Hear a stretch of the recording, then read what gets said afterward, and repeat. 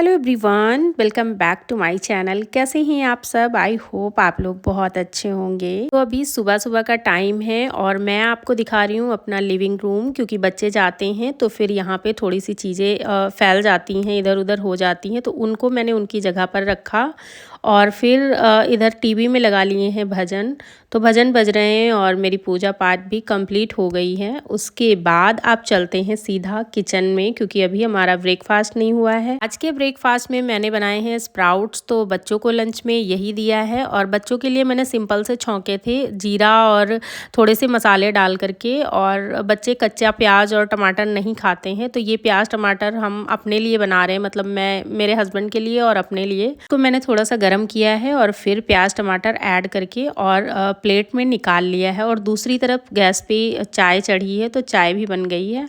और अब मैं ले लूँगी चाय, और ये देखिए थोड़ा सा मतलब इसमें हरा धनिया डाल करके अलग रख दिया है। और अब चाय छान लूँगी। तो ये खाने में ना बहुत ही टेस्टी लगते हैं। और इसमें मैंने चने और कच्ची मूंगफली ऐड करी हैं। तो जो भुनी वाली मूंगफली होती है जो हम खाने के लिए लाते हैं ना, कच्ची मूंगफली का टेस्ट उससे बहुत अलग होता है और बहुत अच्छा लगता है। तो ये रहा आज का हमारा ब्रेकफास्ट, और आप लोग भी खा लीजिए। तो अब मैं मिलती हूँ सीधा आपसे ब्रेकफास्ट करने के बाद। सुबह के सारे काम हो जाने के बाद जो लास्ट का एक काम बचता है वो है मेरा बेडरूम, क्योंकि बेडरूम सबसे लास्ट में क्लीन होता है। बच्चे यहाँ पर रेडी होते हैं, तो देखिए यहीं पर हीटर, उनकी पैजामी और जो उन्होंने कुछ खाया पिया होता है वो वाले बर्तन, कटोरी, चम्मच, सारी चीज़ें यहाँ पे रखी होती हैं। और अभी बहुत ज़्यादा ठंड नहीं है, लेकिन बच्चे सुबह नहा करके जाते हैं तो इस हीटर की ज़रूरत पड़ती है। बाकी इस हीटर की ज़रूरत अब इतनी ज़्यादा नहीं पड़ती है जैसे पहले सुबह शाम चलता था। अभी दिन में सुबह से ही बहुत अच्छी धूप निकलती है, और अब तो दिन बहुत अच्छे होने लगे हैं। जैसे लगता है जनवरी में मार्च वाले दिन वापस आ गए हैं। और इस बेडशीट को डाले हुए अभी 2 दिन हुए हैं, तो एक दिन अभी और इसको मैं चलाऊंगी, तो इसको अच्छे से झाड़ करके फिर वापस से बिछा दिया है। जब बेडशीट ज़्यादा गंदी नहीं होती है तो मैं उसको हाथ से और कपड़े से झाड़ देती हूँ। अगर मुझे लगता है कि इसको मतलब बाहर झाड़ना है तो फिर बेडशीट को हटा करके आंगन में ले जाकर झाड़ती हूँ, फिर वापस बिछाती हूँ। तो यहाँ पर बेड लगभग हो गया है ठीक। तो बेड बनाने के बाद फिर ना बच्चे जब तैयार होते हैं तो ये मिरर में वो लोग पता नहीं क्यों क्रीम लगा ही देते। क्रीम वाले जो हाथ नहीं होते चिपचिपे से, वो ये मिरर पे ज़रूर लगाते हैं। तो इसको मुझे हर रोज़ क्लीन करना पड़ता है। और हर रोज़ अगर बच्चे रेडी होकर के गए हैं तुरंत आप देखेंगे तो मिरर पे ना उनकी फिंगर्स बनी होंगी क्रीम वाली, कभी कभी तो स्माइली बना देते हैं। तो ये मुझे डेली का डेली क्लीन करना पड़ता है। ये वाला भी रूम हो गया है मेरा क्लीन, क्योंकि पूरे घर की क्लीनिंग मैंने पहले ही कर ली थी। तो मॉर्निंग में ही सारे काम हो जाते हैं ना, तो अपने आप को भी थोड़ा टाइम मिल जाता है। नहीं तो हम पूरे दिन घर के काम में ही लगे रहते हैं, फिर हमें अपने लिए बिल्कुल भी टाइम नहीं मिलता है। अभी मैं चेक कर रही हूँ अपना वेट, जो सर्दियों में मैंने खा खा करके खूब बढ़ाया है। तो अभी मेरा वेट बहुत ज़्यादा बढ़ गया है और अब मुझे कम करना है। तो मैं आज से ही कोशिश करूँगी कि मैं अपना वेट, और मेरा वेट कम हो जाता है अगर मैं कोशिश करूँ तो। लेकिन बस वही है ना कि कोशिश करूँ तो। और मैं पहले से ही कभी बहुत ज़्यादा दुबली पतली नहीं रही हूँ। मेरा वेट 50 के अराउंड रहता था, लेकिन अभी 10 kg एकदम से बढ़ा है। एकदम से नहीं कह सकते, ये तो धीरे धीरे ही बढ़ा है। बच्चे होने के बाद तो थोड़ा सा होता है, अगर आप अपने आप पे ध्यान नहीं देते तो वेट बहुत बढ़ जाता है। और मेरे बच्चों के स्कूल में रिपब्लिक डे एक दिन पहले हो जाता है, मतलब 26 को नहीं 25 को होता है। तो उनको कल में जाना है स्कूल। तो ये कुर्ते पजामे मैं लेकर के आई थी। तो इसमें मुझे लगानी है इलास्टिक, क्योंकि इन पजामों में ना तो नाड़ा दिया गया था ना ही इलास्टिक थी। मैं सिलाई करती रहती हूँ, तो मेरे पास सिलाई का बहुत सारा सामान रखा है। तो ये वाली इलास्टिक रखी थी, ये मतलब इलास्टिक है ये मास्क वाली, मास्क से थोड़े और मोटी है। तो ये मैंने पजामों में डाल दिया है, अच्छे से हो गई है। फिर बाद में मैं इसमें दूसरी इलास्टिक डालूंगी, तब तक के लिए मैंने यही डाल दिया है लाने की वजह से कि लाने कौन जाए। अब दोनों पजामों में इलास्टिक डालने के बाद फिर एक एक सिलाई लगा दी है, क्योंकि इनकी जो सिलाई होती है ये बहुत मजबूत नहीं रहती है।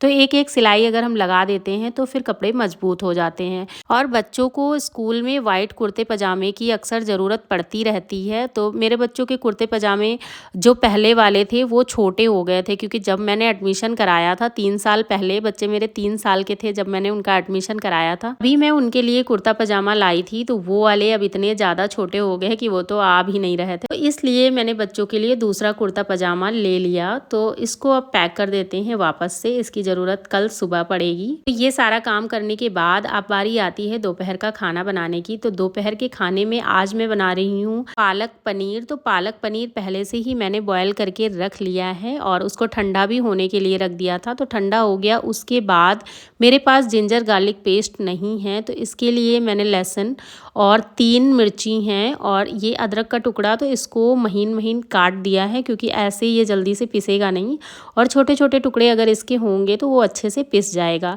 तो इसको मैंने पीस लिया है। पालक को बॉयल करने के बाद थोड़ी देर के लिए अगर ठंडे पानी में डाल देते हैं तो उसका कलर बहुत अच्छा आता है। तो इसका कलर बहुत ही अच्छा आया, एकदम ग्रीन ग्रीन। इधर कढ़ाई में मैंने जीरा डाल दिया है। जीरा जब अच्छे से चटक गया तो बारीक कटी हुई प्याज इसमें डाल दी है, और प्याज जब अच्छे से हो जाती है गोल्डन ब्राउन तो उसमें मैंने टमाटर ऐड कर दिए हैं, और मैंने 2 प्याज और 2 टमाटर लिए थे। अदरक लहसुन मिर्च मैंने पालक के साथ ही कर लिया है, तो वो अब इसमें डालने की ज़रूरत नहीं है। तो अब सीधे इसमें डालते हैं मसाले। तो मसाले में मैंने डाला है कश्मीरी लाल मिर्च, क्योंकि मिर्च मैंने पालक के साथ भी ऐड करी है तो उसी हिसाब से इसमें मैंने कश्मीरी लाल मिर्च थोड़ी सी डाली है सिर्फ कलर के लिए।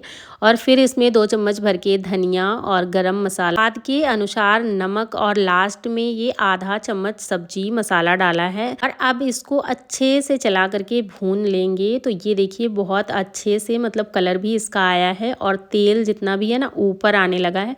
ऊपर तेल आने का मतलब है कि आपके मसाले अच्छे से भुन चुके हैं। अब बारी आती है पालक का पेस्ट डालने की। तो ये मैंने पेस्ट डाल करके फिर थोड़ा सा चला करके और फिर इसमें पनीर ऐड कर दिया है। पनीर ऐड करने के बाद थोड़ी देर तक इसको ऐसे ही चलाया है, और फिर इसमें पानी ऐड करा है। मतलब तुरंत पानी ऐड नहीं करना होता, ये अच्छे से गर्म हो जाए फिर पानी ऐड करा है मैंने। जितनी देर में पनीर में बॉयल आ रहा था उतनी देर में मैंने आटा गूंथ करके रख लिया। तो अभी हस्बैंड को खाना देना है, वो बच्चों को स्कूल लेने जाएंगे, फिर उनको ऑफिस जाना है। फटाफट से मैंने उनके लिए रोटियां बना ली हैं। बाकी जब बच्चे आ जाएंगे तब मैं रोटियां बनाऊंगी, तो मैं और बच्चे साथ में खाना खाएंगे। रोटी सेकते टाइम बीच बीच में मैं इसको चला रही हूँ, क्योंकि ये साइड में फिर ब्लैक ब्लैक सा हो जाता है, अजीब सा ना, साइड में किनारे एकदम परत सी जम जाती है, तो उसको चलाते रहना होता है। जितना टाइम सब्जी बनने में लगा है उतने टाइम में मेरी रोटियां भी बन गई हैं, और सब्जी बनने में 10 से 15 मिनट आराम से लग जाते हैं। और मुझे किचन की थोड़ी सी क्लीनिंग करनी है, तो वो मैं टाइम देखती हूँ कि अगर मुझे आज टाइम मिला तो मैं आज करूँगी, नहीं तो फिर कल वाले व्लॉग में आपको देखने को मिलेगा। कल मैं किचन का थोड़ा सा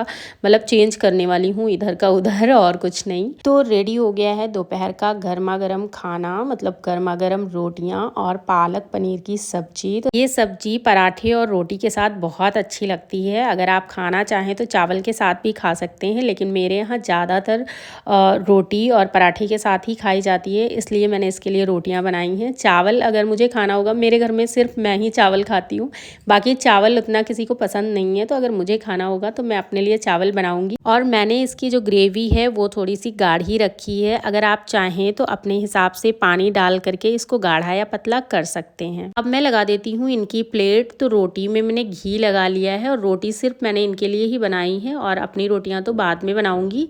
तो सब्जी निकाल दी और सैलेड कट करके रखा है, तो वो सैलेड दे दिया है। रेडी है गर्मा गर्म खाना। तो इन्होंने खाना खाया और फिर ये चले गए बच्चों को लेने, और बच्चे आ गए, फिर मैंने उनको हाथ मुंह धुला करके कपड़े चेंज कराए और उनको खाना दिया। तो ये दोनों बैठ करके यहाँ पे खाना खा रहे हैं और साथ ही टीवी देख रहे हैं, क्योंकि इनको सिर्फ इतना ही टाइम मिलता है टीवी देखने के लिए। इनको सब्जी मैंने एक प्लेट में दिया है और रोटियां अलग अलग दी हैं, क्योंकि ये दाल चावल होता है तो स्पून से खा लेते हैं, और सब्जी जब खानी होती है तो फैला देते हैं, अगर कटोरी में दे तब भी, और अगर किसी थाली में दे तब भी। तो मैं इस तरीके की प्लेट में देती हूँ कि आराम से खाओ, जो गिरेगा वो बाद में मैं क्लीन कर दूंगी। तो खाना खाने के बाद इनको थोड़ी देर के लिए मैंने बोला रेस्ट करने के लिए, तो ये आधे 1 घंटे के लिए मैं इनको रेस्ट करवा देती हूँ। तो बच्चे कभी कभी सो जाते हैं और कभी कभी जगते रहते हैं, नहीं सोते हैं। तो लाइट ऑफ कर दिया है। अब मैं आ जाती हूँ सीधा किचन में, क्योंकि मेरा खाना वगैरह सब हो गया है। तो अब बारी आती है किचन की। तो किचन में अभी जो बर्तन पड़े थे उनको वॉश करा। बीच में एक बार मैं बर्तन धुल भी चुकी हूँ। जो जार वगैरह था वो सारी चीज़ें मैंने पहले ही धुल लिया है, तो ज़्यादा बर्तन नहीं है। जो बर्तन खाली होते जाते हैं उनको मैं हाथ के हाथ धुलते रहती हूँ। तो सिंक मेरा कभी बर्तनों से भरता नहीं है, थोड़े थोड़े ही बर्तन होते हैं और थोड़े थोड़े मैं धुल लेती हूँ, क्योंकि इस टाइम पे ना ठंडा ठंडा पानी बर्तन धोने में तो नानी याद आ जाती है। और बर्तन धुलने के बाद फिर गैस स्टोव क्लीन करना है। तो बर्तन यहाँ पर लगभग धुल गए हैं। अब बारी आती है गैस स्टोव की। उससे पहले मैं आपको एक बात बताती हूँ, जैसे आप अपने बर्तनों का ध्यान रखते हैं, हमेशा साफ रखते हैं बर्तनों को और बर्तनों को खाने के बाद धुलते हैं, वैसे ही सिंक को हमेशा बर्तन धुलने के बाद धुला कीजिए और उसको भी सूखे कपड़े से पोंछा कीजिए। तो इससे आपका सिंक हमेशा साफ सुथरा और कभी भी ना उसमें जम्स नहीं होंगे और जो पानी के निशान बन जाते हैं वो कभी भी नहीं बनेंगे। तो मैंने सिंक को बढ़िया से साफ कर दिया। और मेरा घर तो बहुत पुराना है, मतलब पुराना घर मैंने खरीदा था, तो ये सिंक मुझे बहुत गंदा मिला था, लेकिन इसको मैंने रगड़ रगड़ कर एकदम चमका दिया है। बर्तन धुलने के बाद जो हमारा स्क्रबर होता है उसको भी अच्छे से हमें साफ करना चाहिए और उसमें जितना भी एक्स्ट्रा पानी होता है उसको निचोड़ कर फिर अगर हो सकता है तो थोड़ी देर के लिए उसको धूप में रख दें। अगर नहीं पॉसिबल है तो उसका जितना भी पानी है उसको निकाल करके फिर आप उसको वापस से रखिए। इन सारी चीज़ों को करने में 1 मिनट या उससे भी कम का टाइम लगता है, बट अगर हम नहीं करते हैं तभी हमारे किचन में जो जम्स होते हैं या कॉकरोच होते हैं, कभी कभार हम देखते हैं ना हमारे किचन में कॉकरोच वगैरह आ जाते हैं। जब हम किचन को अच्छे से क्लीन नहीं करते हैं उसमें थोड़ी बहुत सी गंदगी रह जाती है, तो उसमें कॉकरोच वगैरह पनपने लगते हैं। अगर आपको मेरी वीडियो जरा सा भी अच्छी लगी हो तो प्लीज़ वीडियो को एक लाइक कर दीजिए और चैनल को सब्सक्राइब कर लीजिएगा। तो चलिए इसी के साथ इस वीडियो को यहीं पर एंड करती हूँ और मिलती हूँ अपने नेक्स्ट वीडियो में। तब तक के लिए बाय बाय।